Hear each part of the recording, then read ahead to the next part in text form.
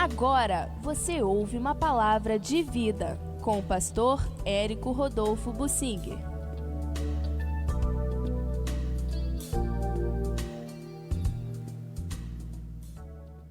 Eu quero falar sobre alguns aspectos da vida cristã, a nossa vida com Deus.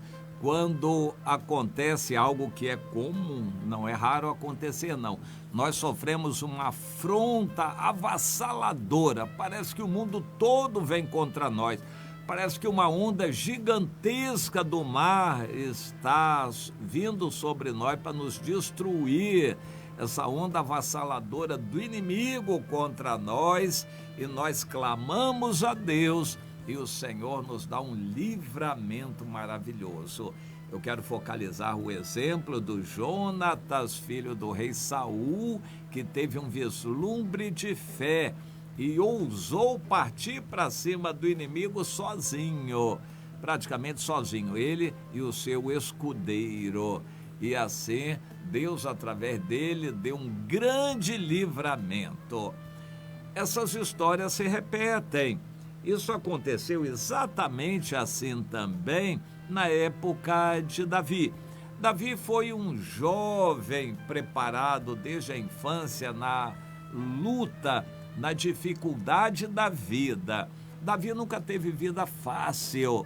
Era uma família que vivia relativamente apertada, não era rica.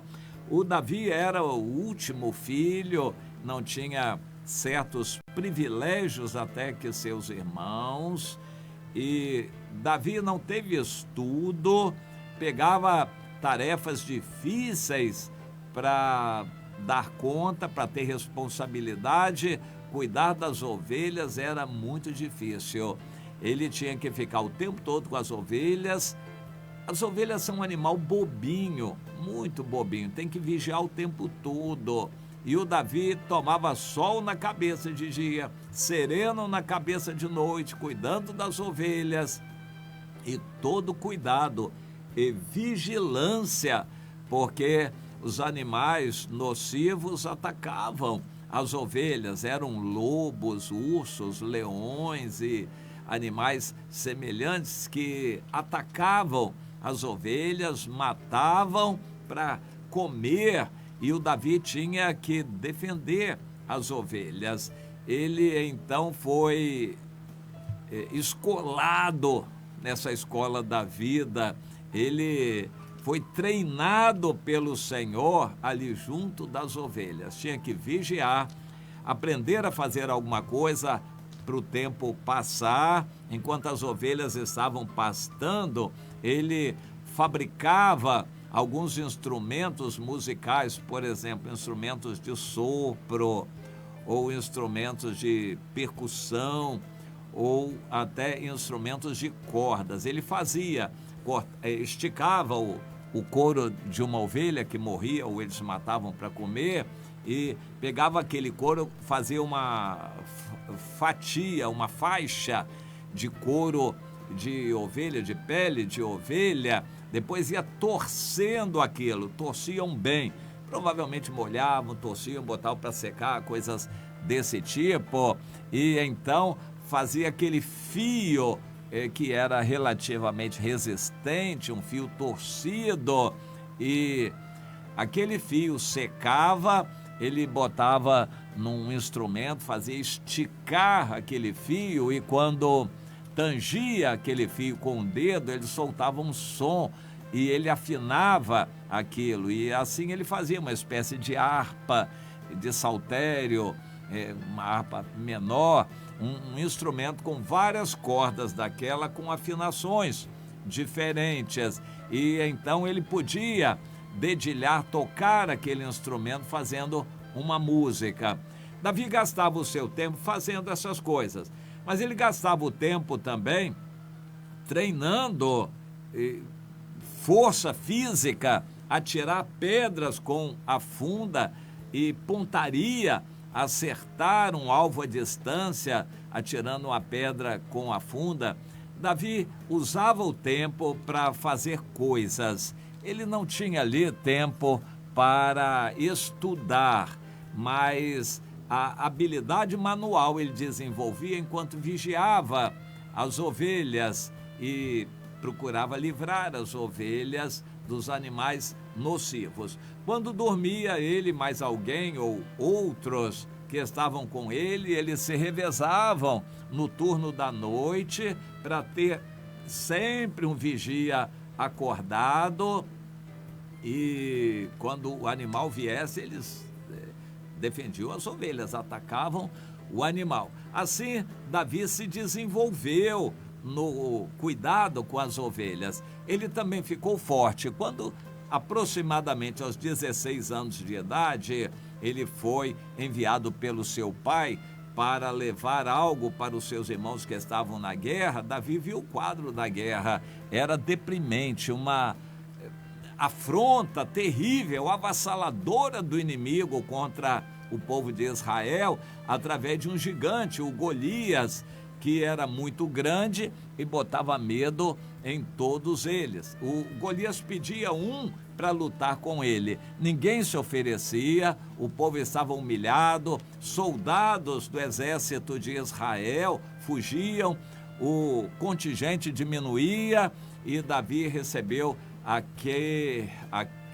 aquela afronta como um desafio e se ofereceu, e foi o grande milagre fazer com que o rei Saul o aceitasse. Ele teve que demonstrar que era forte, que era capaz, que tinha capacidade de vencer o gigante. Deus tocou o coração do rei Saul, mesmo porque não tinha outra alternativa, e o rei Saul, permitiu Davi ir para a luta. Davi não queria lutar de igual para igual com o gigante e nem com armas enfrentando o gigante. Ele teria desenvolvido uma ideia de atacar o gigante através do seu ponto fraco. A armadura tinha uma abertura na região dos olhos e ele viu ali uma parte da cabeça do gigante que podia ser acessada. Ele tinha uma pontaria boa e mirou uma pedra na funda e acertou ali na fronte do gigante.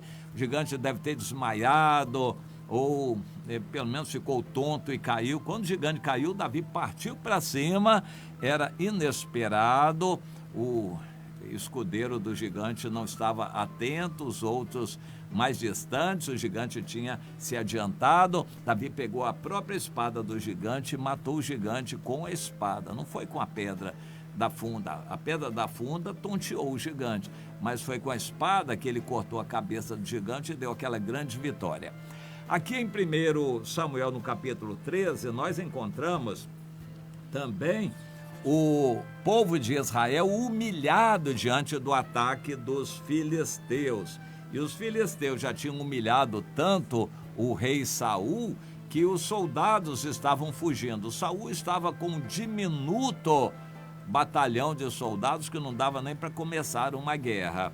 Uma quantidade pequena de soldados e todos medrosos. E os filisteus começaram a ameaçar cada vez mais e já estavam humilhando os israelitas. O texto aqui diz no versículo 19 que os homens de Israel não estavam armados. Eles tinham ido para a guerra com um pedaço de pau, com coisas assim, porque em toda a terra de Israel não se achava nenhum ferreiro para fazer uma lança, espada ou coisa parecida. Os filisteus tinham dito para eles não fazerem armas, então vamos tirar do meio deles qualquer pessoa que tenha o entendimento de ser um ferreiro. E as ferramentas que seriam utilizadas na agricultura, os israelitas tinham que ir aos filisteus e pagar para eles amolarem a ferramenta, tipo foice, enxada, machado e qualquer coisa assim. E os filisteus então dominavam sobre Israel. A situação ficou tão dramática que os filisteus começaram a saquear depressa todo o povo de Israel. O Jonatas olhou para cá, olhou para lá. Bem, o quadro é terrível. A onda é gigantesca contra nós. Não há mínima condição de resistirmos. Se nós nos rendermos, vamos ser escravos. Nós vamos apelar para Deus. Se Deus quiser nos livrar, Ele vai fazer um milagre. Para Deus não há dificuldade em livrar com muitos ou com poucos. Se Deus quer livrar o seu povo, então Ele pode nos usar. Escudeiro, você está pronto aí comigo? Sim, estou pronto até morrer com você. Então tá bom, venha comigo e vamos subir para atacar aqueles filisteus lá no alto do morro. Jonatas sabia, ele era valente, ele sabia mais ou menos o que estava para fazer. E deu certo o plano dele, Deus operou, ele ia enfrentando os filisteus na declividade do terreno. Jonatas estava de baixo para cima, que dá mais firmeza. Os filisteus, quando vinham de cima para baixo, perdiam o equilíbrio e com facilidade Jonatas puxava o filisteu pela perna, pelo braço, e o escudeiro de Jonatas matava o filisteu atrás. Ele matou ali uns 20 homens e isso começou a fazer efeito entre os filisteus que estavam em cima do morro.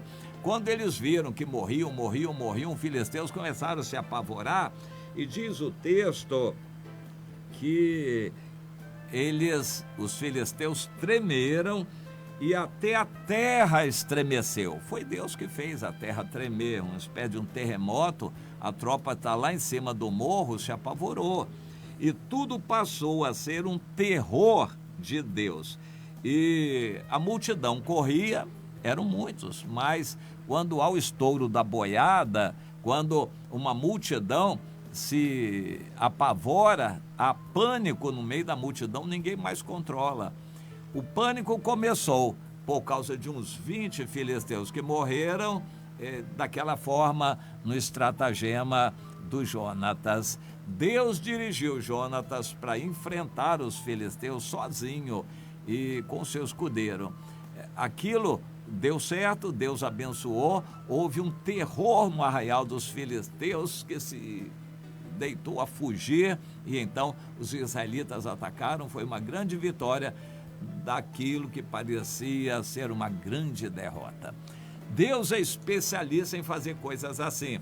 Deus quer que você, quando for assolado por uma grande onda, um ataque terrível do inimigo, você clame ao céu, peça a Deus, tenha ousadia da fé para fazer algo sob a direção de Deus, e o Senhor quer dar vitória.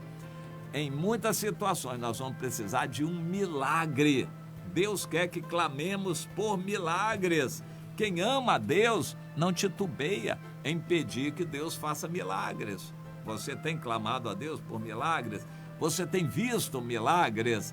Você tem dons espirituais para ousar fazer milagres? Pois é, o milagre é necessário na vida do cristão. Aconteceu com Davi vencendo Golias, aconteceu com Jonatas vencendo os filisteus, acontece conosco. Jesus fez muitos milagres e ele nos delegou o Espírito Santo e a missão de irmos e fazermos milagres para que as pessoas creiam. O propósito é que as pessoas creiam no poder de Deus. Você tem que estar consciente disto, imbuído desta convicção e partir pela fé. Você tem feito isso? Você é uma das pessoas que prossegue pela fé, ou é um cristão acomodado, trancado dentro de casa, acovardado e que não fala de Jesus para ninguém? Como está sendo o seu testemunho?